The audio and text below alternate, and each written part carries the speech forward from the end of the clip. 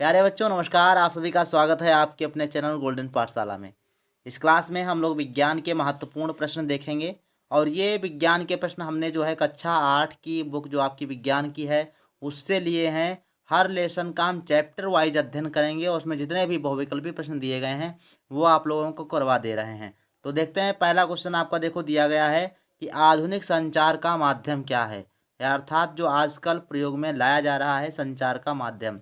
तो ऑप्शन आपका देखो इंटरनेट, कबूतर, पत्र और इनमें से कोई नहीं। तो कौन सा है जो आधुनिक संचार का माध्यम बना हुआ है?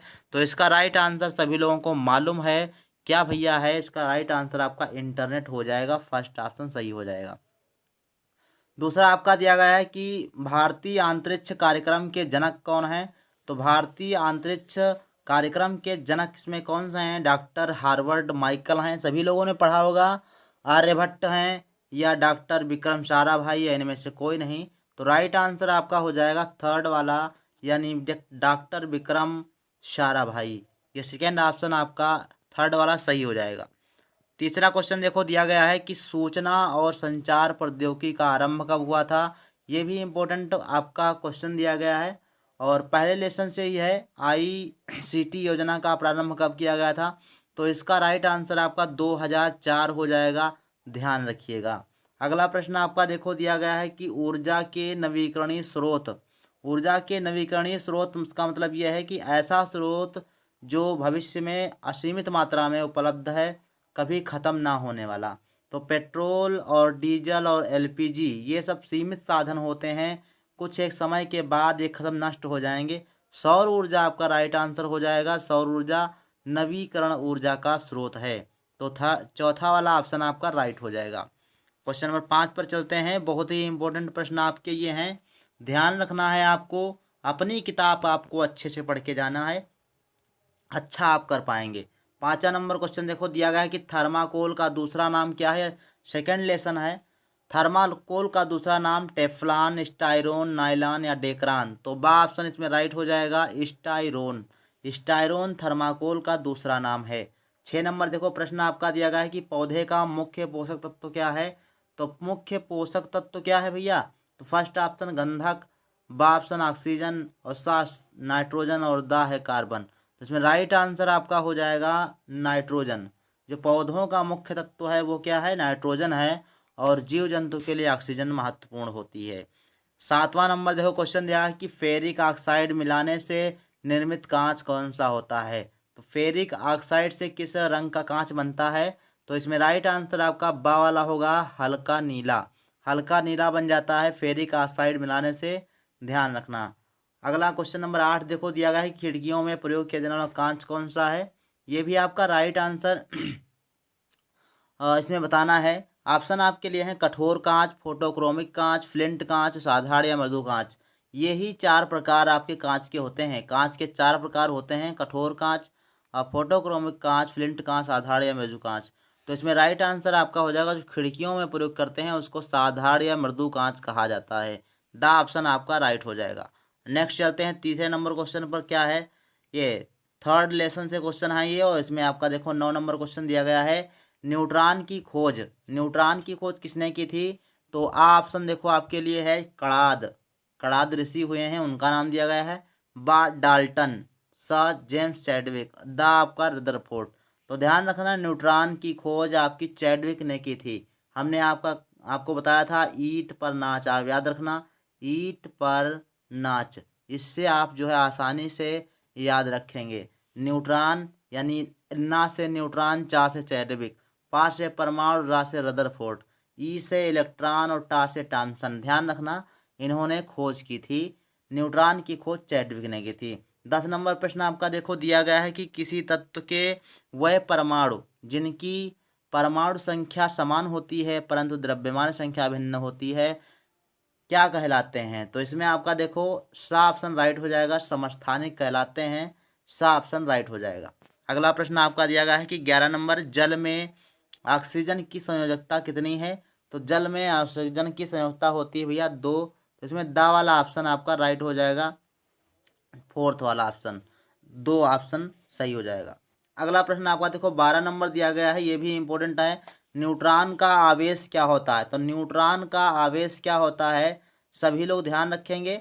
न्यूट्रॉन का आवेश होता है 0, अर्थात ये आवेश इस पर होता ही नहीं, कोई आवेश नहीं होता है। तो आपका सा वाला ऑप्शन हो जाएगा। धन आवेश आपका प्रोटॉन पर होता है और ऋण आवेश आपका इलेक्ट्रॉन पर होता है। न्यूट्रॉन जो है निरावेशित होता है, अर्थात इसके ऊपर कोई आवेश नहीं होता। ध्यान रखिएगा, न्यूट्रॉन पर कोई आवेश नहीं होता है। इलेक्ट्रॉन पर ऋण आवेश और प्रोटॉन पर धन आवेश होता है। और दोनों चीज़ें कहाँ पाई जाती हैं? तो परमाणु के नाभिक में।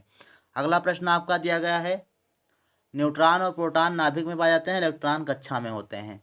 निम्नलिखित वस्तुओं में कौन सी वस्तु संक्षारित हो सकती है, अर्थात जिसका क्षरण हो सकता है?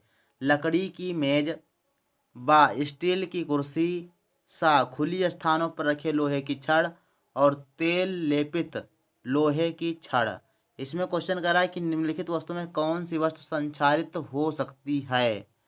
तो इसमें देखो, स्टील की कुर्सी, ठीक, खुली जगहों पर रखी लोहे की छड़, तेल लेपित लोहे की छड़। तो स्टील की कुर्सी ये तो नहीं क्षारित हो सकती है, लकड़ी की मेज भी आपकी नहीं क्षारित हो सकती है, और तेल लेपित लोहे की छड़ ये भी आपकी संक्षारित नहीं की जा सकती। लेकिन अगर खुले में ये अगर जो लोहा आप डाल दोगे तो उस पर जंग लग जाएगी, और जंग लगेगी तो वही आपकी क्या हो जाएगी, क्या हो जाएगा? क्षरण हो जाएगा, लोहे का क्षरण हो जाएगा, यानी धातु कमजोर हो जाएगी। तो सा ऑप्शन इसमें राइट हो जाएगा। इसी प्रकार से 14 नंबर प्रश्न देखो दिया, बॉक्साइट किसका अयस्क है? तो बॉक्साइट किसका अयस्क होता है? तो एल्युमिनियम का अयस्क होता है बॉक्साइट। सा वाला ऑप्शन राइट हो जाएगा। अगला प्रश्न देखते हैं, प्रश्न नंबर 15 आपका दिया, सूक्ष्म जीव पाए जाते हैं। तो सूक्ष्म जीव हमने आपको बताया था पहले भी, कई बार क्वेश्चन में आ चुका है ये। सूक्ष्म जीव हर जगह पाए जाते हैं, सर्वत्र पाए जाते हैं। तो द ऑप्शन आपका राइट हो जाएगा।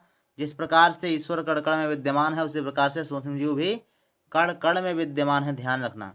16 नंबर प्रश्न आपका दिया गया है कि टीबी तपेदिक रोग होता है, किसके कारण होता है? ऑप्शन आपका दिया गया है प्रोटोजोआ, कवक, जीवाणु या वायरस। तो किसके द्वारा टीबी रोग होता है? तो इसमें सा ऑप्शन सही हो जाएगा, जीवाणु के द्वारा होता है तपेदिक यानी टीबी वाला रोग।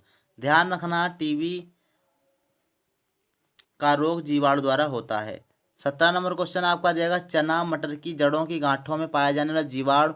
वेरी वेरी इंपॉर्टेंट, ध्यान रखना, वेरी वेरी इंपॉर्टेंट प्रश्न आपका दिया गया है 17 नंबर। चना मटर की जड़ों की गांठों में पाया जाने वाला जीवाणु कौन सा होता है? तो राइजोबियम जीवाणु। कौन सा होता है? राइजोबियम। फर्स्ट वाला ऑप्शन सही हो जाएगा, राइजोबियम जीवाणु होता है। अगला प्रश्न 18 नंबर है, कवक सॉरी कुकुरमुत्ता क्या है? सो कुकुरमुत्ता है ऑप्शन देखो, कवक, बा शैवाल, सा जीवाणु और दा प्रोटोजोआ। तो 18 नंबर क्वेश्चन के लिए राइट आंसर आपका हो जाएगा फर्स्ट वाला, कवक होता है। कुकुरमुत्ता क्या है? कवक होता है, ध्यान रखना। 35 रोग होता है किसके द्वारा? इंपॉर्टेंट क्वेश्चन ये भी आपका दिया गया है। 35 रोग होता है अमीबा द्वारा, पैरामीशियम द्वारा, एंट अमीबा द्वारा, द प्लाज्मोडियम द्वारा। तो देखो 35 का जो जीवाणु होता है वो होता है आपका एंट अमीबा हिस्टोलिटिका, ठीक है। तो सा वाला ऑप्शन आपका राइट हो जाएगा। 19 नंबर के बाद 20 नंबर में देखो क्वेश्चन दिया गया है, एक कोश की जीव का उदाहरण है। एक कोश की मतलब जिसके केवल एक ही कोशिका हो, एक ही सेल हो। तो इसमें देखो मनुष्य दिया गया है, बहुकोशिकीय है। हाथी बहुकोशिकीय है। दा बगरगद ये भी बहुकोशिकीय है। अमीबा आपका जो दिया गया है एक कोशिकीय जीव है। तो इसमें आपका अमीबा सही हो जाएगा, ठीक है। अमीबा के साथ आप याद कर सकते हो पैरामीशियम है आपका, पैरामीशियम और क्लेमाइडोमोनास और जीवाणु वायरस जितने भी होते हैं वो सारे क्या होते हैं? एक कोशिकीय जीव होते हैं। और सबसे बड़ी कोशिका क्या होती है? सबसे बड़ी कोशिका आपका शुतुरमुर्ग का अंडा होती है। जो शुतुरमुर्ग का अंडा होता है 2.5 किलो का, तो वो लगभग जो है एक कोशिका होती है, ध्यान रखना। 21 नंबर प्रश्न आपका दिया गया, पादप कोशिका की प्रमुख विशेषता क्या है? तो पादप कोशिका की प्रमुख विशेषता कोशिका भित्ति होती है। तो पादप कोशिका में कोशिका भित्ति पाई जाती है, हरित लवक भी पाए जाते हैं और बड़ी रिक्तिका भी होती है। तो तीनों ऑप्शन सही है, इसका मतलब चौथा वाला ऑप्शन उपरोक्त सभी सही हो जाएगा। तो इसमें आपका दा वाला ऑप्शन सही हो जाएगा, उपरोक्त सभी। ध्यान रखना, कोशिका भित्ति यानी कोशिका जो पादप कोशिका उसकी विशेषताएं बताई गई हैं। कोशिका भित्ति भी होती है, हरित लौह भी पाए जाते हैं और बड़ी रिक्तिका होती है। 22 नंबर क्वेश्चन आपका दिया है ऊर्जा का कोशिका का ऊर्जा ग्रह किसे कहते हैं? तो इसमें आपका राइट आंसर क्या हो जाएगा, सभी लोग कमेंट बॉक्स में लिखिएगा। फर्स्ट ऑप्शन आपका दिया है हरित लवक, बा माइट्रोकांड्रिया, सा रिक्तिका और द आपका राइबोसोम। तो क्या है जो कोशिका का ऊर्जा ग्रह कहलाता है? इंपॉर्टेंट प्रश्न आपका दिया गया है। बा क्वेश्चन बा इसमें ऑप्शन सही होगा माइट्रोकांड्रिया।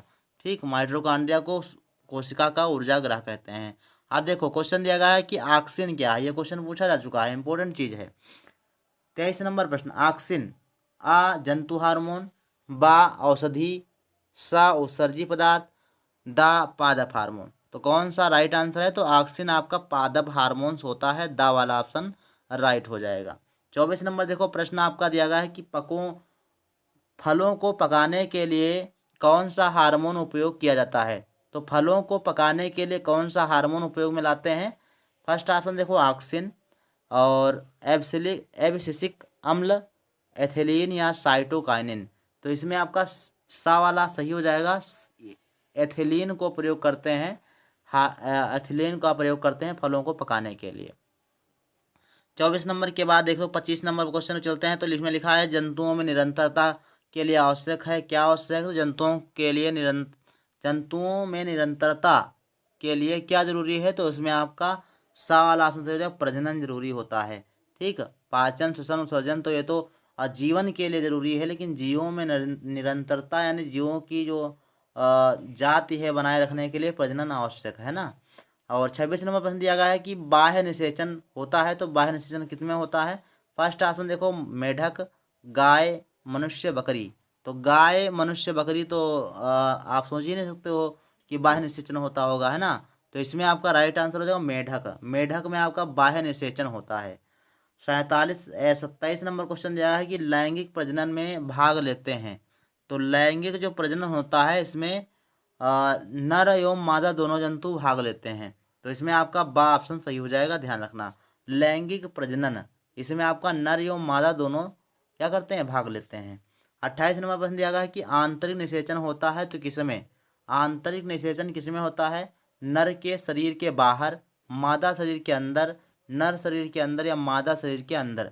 तो आंतरिक निषेचन आपका होता है मादा शरीर के अंदर। ठीक, आंतरिक निषेचन किसमें होता है? मादा शरीर के अंदर होता है। 29 नंबर देखो प्रश्न दिया गया मादा जननांग क्या है? तो वृषण है, गर्भाशय, शिशन है या शुक्रवाहिनी। तो मादा जननांग क्या होता है? गर्भाशय होता है, बा वाला ऑप्शन आपका राइट हो जाएगा। नेक्स्ट प्रश्न आपका देखो 30 नंबर दिया गया है कि किशोरावस्था की अवधि क्या है? तो किशोरावस्था की अवधि आपकी हो जाएगी 0 से लेकर 5 वर्ष, 6 से लेकर 11 वर्ष, 11 से 19 वर्ष या 20 से लेकर 50 वर्ष। तो किशोरावस्था की अवधि आपको ध्यान में रखना है 11 से लेकर जो है 19 वर्ष तक की होती है। 11 से लेकर 19 वर्ष किशोरावस्था मानी जाती है। एस्ट्रोजन क्या है? 31 नंबर प्रश्न आपका दिया गया है एस्ट्रोजन क्या है? अंतःस्रावी ग्रंथि है, स्त्री हार्मोन्स है या पुरुष हार्मोन है या प्रजनन विधि है। तो इसमें बा ऑप्शन राइट हो जाएगा, स्त्री हार्मोन होता है एस्ट्रोजन। ध्यान रखना है, इंपॉर्टेंट प्रश्न आपका पूछा जा सकता है। सामान्यतः ऋतुस्राव प्रारंभ होता है। तो 32 नंबर प्रश्न के लिए राइट आंसर आपका हो जाएगा आ वाला, 11 से लेकर 13 वर्ष में ऋतुस्राव प्रारंभ होता है। 33 नंबर प्रश्न आपका दिया है किशोरावस्था में स्वास्थ्य पोषण से संबंधित योजनाएं कौन कौन सी हैं? समेकित बाल विकास कार्यक्रम, राष्ट्रीय बाल एवं स्वास्थ्य कार्यक्रम, सर्व शिक्षा अभियान, ग्राम स्वास्थ्य पोषण दिवस। तो ये आपका तीनों सही हैं, इसका मतलब द ऑप्शन आपका राइट हो जाएगा, उपरोक्त सभी। नेक्स्ट प्रश्न आपका देखो 34 नंबर दिया गया है विश्व जनसंख्या दिवस मनाया जाता है। 34 नंबर प्रश्न में आपका देखो दिया गया है कि विश्व जनसंख्या दिवस मनाया जाता है। तो फर्स्ट ऑप्शन देखो 31 मई, 5 जून, 11 जुलाई, 13 अक्टूबर। तो इसमें राइट आंसर आपका हो जाएगा 11 जुलाई को विश्व जनसंख्या दिवस मनाया जाता है। तो इतने क्वेश्चन आपको ध्यान रखना है। ये 34 प्रश्न हमने आपको बताया है इस वीडियो में। नेक्स्ट वीडियो में फिर से 34 प्रश्न बताएंगे और आपकी कक्षा 8 की जो विज्ञान की बुक है उसमें के सारे बहुविकल्पी प्रश्न हो जाएंगे। और ये मैं आपसे वादा करता हूँ कि इस वीडियो से यानी आगे आने वाले जो 2 वीडियो हो जाएंगे, मतलब दोनों को मिला के, तो कुल मिला के आपके 68 प्रश्न बनेंगे और 68 में से कम 2 प्रश्न तो पक्का 100% आएंगे। ध्यान रखना, क्योंकि आपका सिलेबस से ही आप जो है सारा पेपर बनता है, तो ध्यान रखिएगा आपकी किताब से ही क्वेश्चन पूछे जाते हैं। तो ये क्वेश्चन जो भी दिए गए हैं वो इम्पोर्टेंट हैं, आप पढ़ के जाइएगा।